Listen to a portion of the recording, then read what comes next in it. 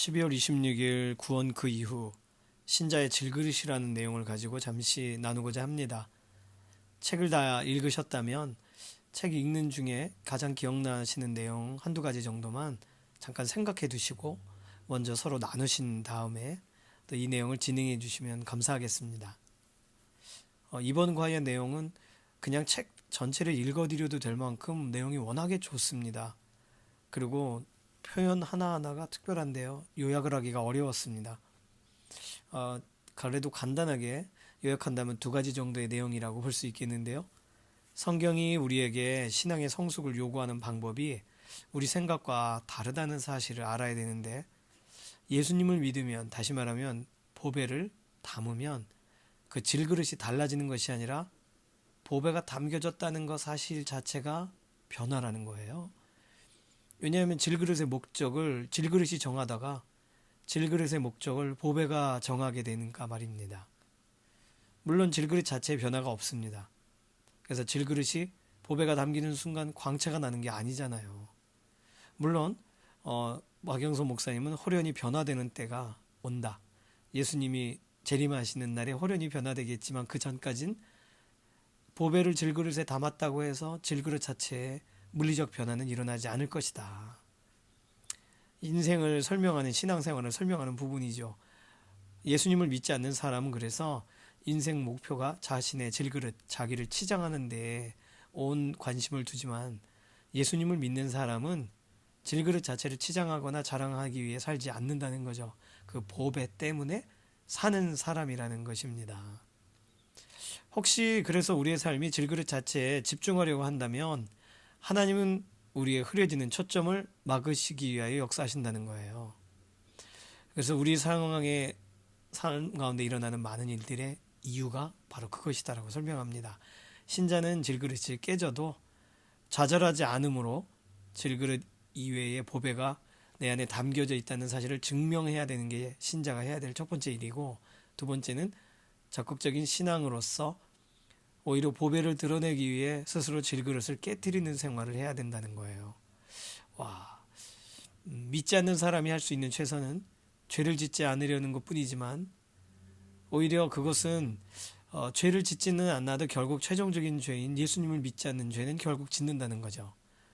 예수님을 믿는 데까지 나아가지 못한다는 것입니다. 그렇지만 신자는 그리스도를 쫓아 성령의 열매를 맺게 된 자이니까 수준이 다르다는 거죠. 책 내용 가운데 꼭 함께 읽었으면 하는 내용은요, 어떤 사람이 허름한 종이 가방을 들고 가는데 바람이 불자 그 가방이 날아가서 시궁창에 빠졌다고 합니다. 그런데 빈 종이 가방 하나 놓쳤다고 좋은 옷을 버려가면서 시궁창으로 들어가 꺼내올 사람이 있을까?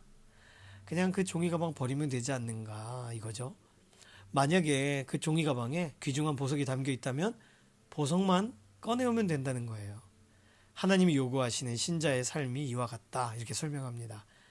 또 삶은 성공해야만 의미가 있는 것이 아니라 실패해도 가치가 있는 법인데, 내 질그릇이 부서졌음에도 그 안에 있는 보배 때문에 살고, 오히려 질그릇이 깨어짐으로 그 안에 있는 보배가 다른 이들에게 더 많이 드러나게 되는 것, 이것이 신자의 삶이라고 설명합니다.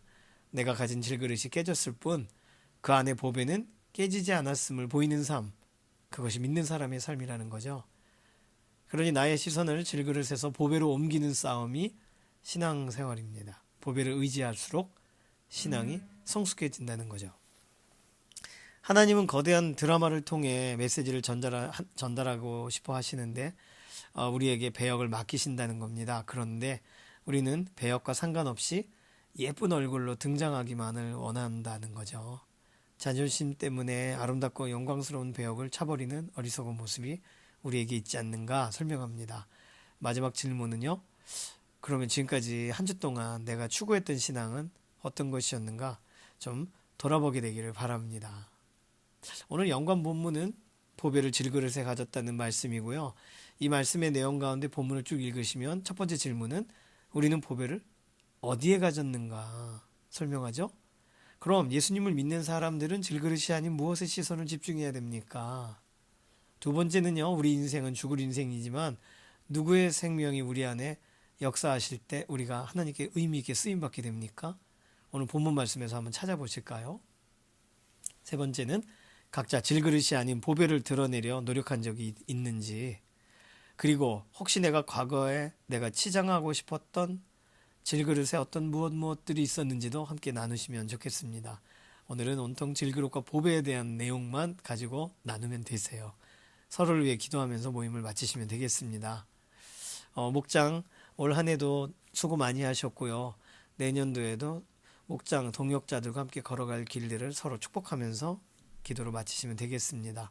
다음 주에는 1월 첫째 주 구원 그 이후 5번째 과에 대한 내용을 가지고 진행하도록 하겠습니다. 책을 읽으시다가 궁금하신 점이 있으시면 질문해 주시고요. 서로 책을 읽으면서 서로 가장 은혜 받은 부분들을 확인해 주는 나눔이 필요합니다. 이 영상의 내용을 통해서도 도움이 되시기를 바랍니다. 잠시 기도할게요. 살아계신 하나님 감사합니다. 우리가 질그릇이라는 사실을 알면서도 겉모습에 치장하려고 할 때가 너무 많습니다. 보배 되신 예수님 마음껏 담겨주셔서 질그릇에 우리의 인생 다른 것 담길 기회를 허락하지 마시고 예수님만 온전히 우리의 삶 가운데 높임을 받으시옵소서. 한 해가 그렇게 시작되고 한 해가 그렇게 저물어 가도록 예수님만이 영광을 취하시옵소서. 감사드리며 살아계신 예수님의 이름으로 기도드립니다. 아멘. 감사합니다. 수고 많이 하셨습니다.